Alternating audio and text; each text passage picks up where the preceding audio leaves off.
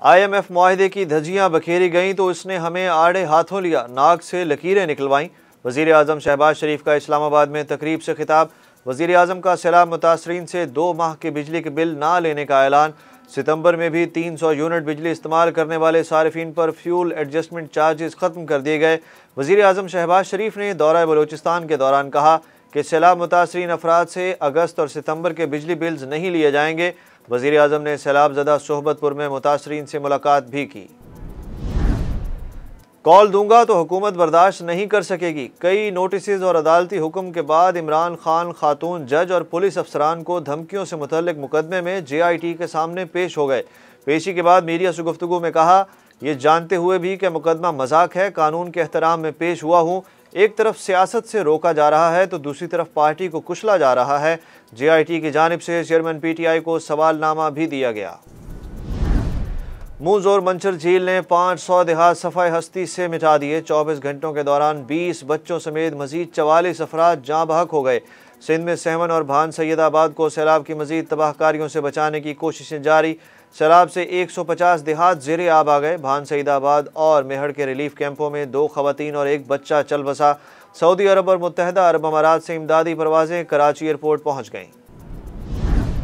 कराची में dengue cases में तेज़ी से इजाफा। गुज़श्ता 24 घंटों में मजीद 191 अफराद डेंगू से बीमार। शहर के बड़े अस्पतालों में मरीजों के लिए बेड कम पड़ गए। अस्पतालों को प्लेटलेट्स की भी किल्लत का सामना। रवा माह शहर कायद में डेंगू से मुतासर अफराद की तादाद 1227 से तजावज़ कर गई। इस्लामाबाद में गुज़श्ता रोज़ डेंगू के 128 केसेस रिपोर्ट। मुतासरा मरीजों की तादाद 871 हो गई। लाहौर हाई कोर्ट ने मरीम नवाज की पासपोर्ट वापसी की दरख्वास्त समाअत के लिए मंजूर कर ली। अदालत ने नैब समेत दीगर फरीकैन को नोटिस जारी करते हुए 27 सितंबर तक जवाब तलब कर लिया। अमरीका ने पाकिस्तान को अहम इत्तेहादी करार दे दिया। अमरीकी महकमा खारजा ने पाकिस्तान को F-16 तैयारों के साजो सामान की फराहमी का दिफा करते हुए कहा है कि पाकिस्तान इंसदाद दहशतगर्दी समेत मुतादिद शोबों में अहम इत्तेहादी है और हम तवक्को करते हैं कि पाकिस्तान तमाम दहशतगर्द ग्रोहों के खिलाफ मुस्तकिल कार्रवाई करेगा। तर्जुमान नेड प्राइस ने सलाह मुतासरीन से ताज़ियत का इजहार करते हुए कहा कि इस मुश्किल वक्त में पाकिस्तान के अवाम के साथ खड़े हैं। लापता अफराद के केस में अहम पेशरफ्त। इस्लामाबाद के थाना शहजाद टाउन के इलाके से लापता शहरी हसीब हमजा को 24 घंटे में बाजियाब करवा लिया गया। इस्लामाबाद हाई कोर्ट ने लापता शहरी हसीब की अदालत में पेशी के बाद बाजियाबी की दरख्वास्त निपटाते हुए IG इस्लामाबाद पुलिस को तफ्तीश मुकम्मल करके रिपोर्ट 22 सितंबर तक जमा कराने का हुक्म दे दिया। पंजाब के 4 हलकों में 9 अक्टूबर को होने वाले ज़िमनी इंतखाबात का शेड्यूल फिर तब्दील कर दिया गया।